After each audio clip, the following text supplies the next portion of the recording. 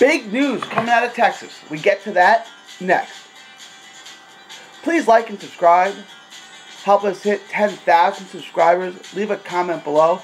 Welcome, welcome, welcome to the Lone Star Roundup. Lots of news to get into. Let's start in the Houston area at Humble, Texas first. There's a card on November 17th. If you're in the Houston area, you must check this out. A card that is headlined by El Tigre, Alfonso Lopez, a veteran who has challenged Kelly Pavlik, as well as Dae Davis. At 36, he's looking to make one last push at a world title. He's fighting a veteran called Milton Nunes in a light heavyweight fight.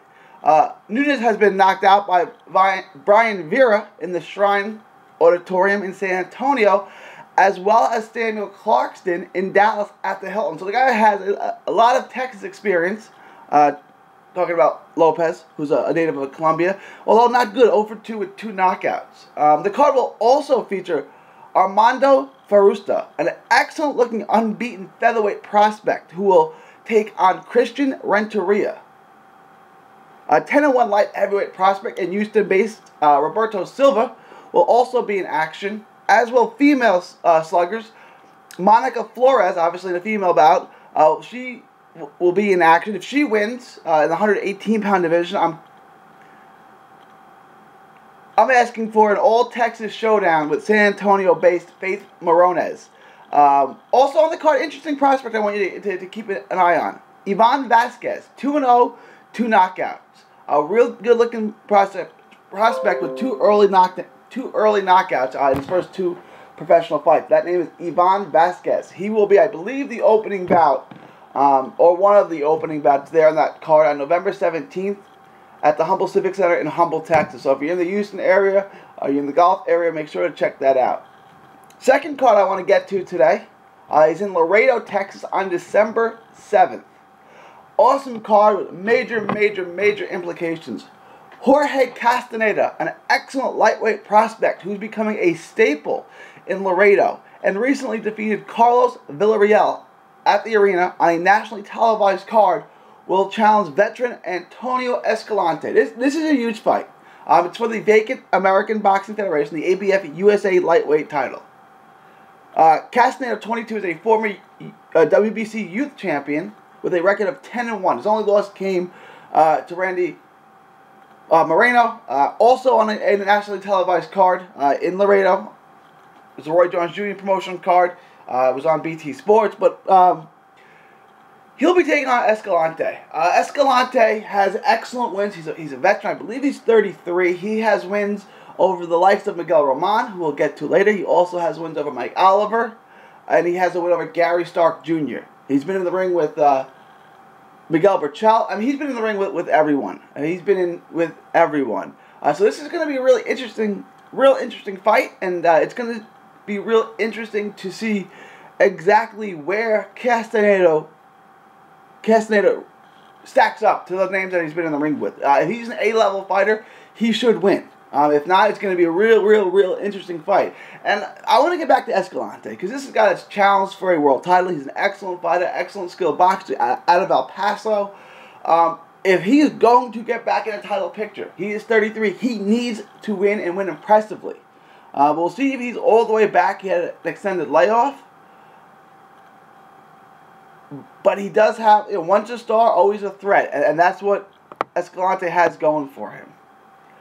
In the co-main event, we're going to get to see Leopoldo Martinez, better known as Chico, taking on Oscar Cantu. This is an excellent fight. This is a must-win fight for both fighters. Cantu was an alternate on the 2012 U.S. Olympic team, former NABF super flyweight champion.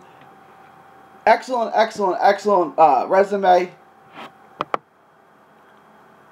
for Oscar Cantu.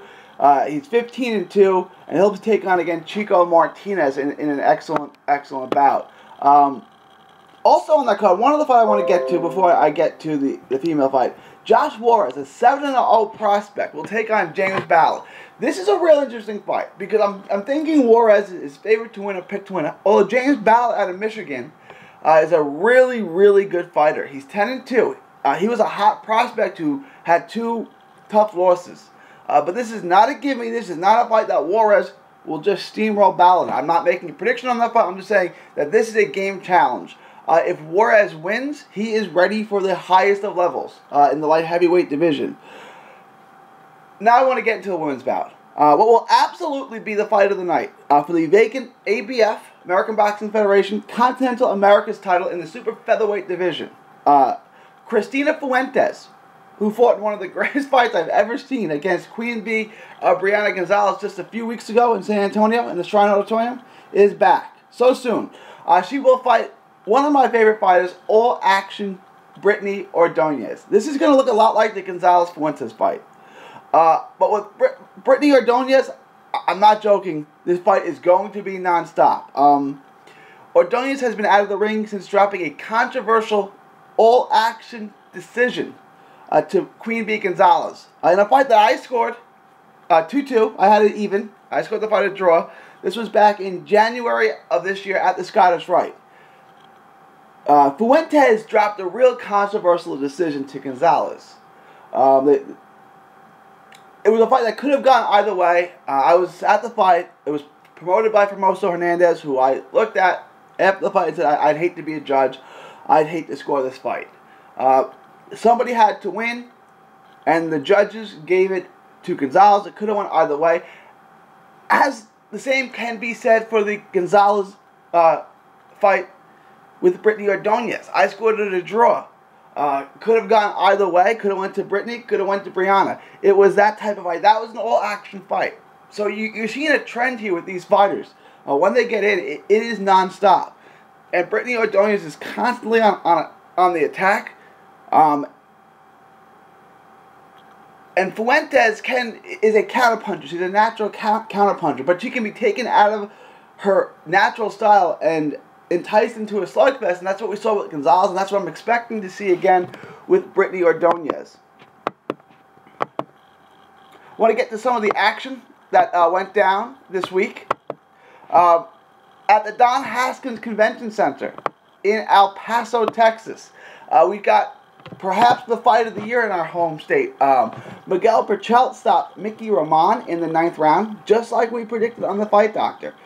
It was a bit of a homecoming for Roman, who lives just across the border from El Paso in Juarez. It was a hotly contested bout for the first few rounds, when Berchelt from Cancun wobbled Mickey Roman with a left hook, and the hotly contested shootout became one-sided target practice for Berchelt, who dropped Roman 3 times on his way to getting the 9th round TKO. The undercard featured Zach Perito. That's P-R-I-E-T-O. Zach Perito, an undefeated middleweight prospect from El Paso. So he's a local kid here in Texas who ran his record to 3-0 with 3 knockouts. I want you to remember that name. Real good-looking middleweight prospect.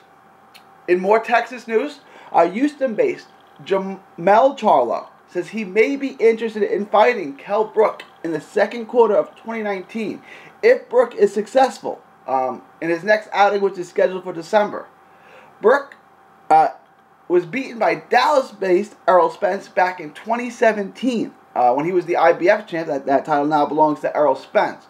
Jeremell Charlo may look to complete the Texas two-step on Kell Brook. Jeremell Charlo is busy for now. He has a fight. Him and his identical twin brother, Jamal Charlo, are set up to headline a fight at the Barclays Center in Brooklyn, New York on December 22nd. They're both in action, and the two brothers are headlining the card. For the Lone Star Roundup, this is 3D Boxing saying thank you and God bless. Enjoy 3D Boxing vlog videos? Show us some love by clicking the like button. Don't miss a tweet, post, story, or video. 3dboxingvlog.com is also on Facebook, Twitter, and Instagram. Hit the subscribe button now to stay inside the ring.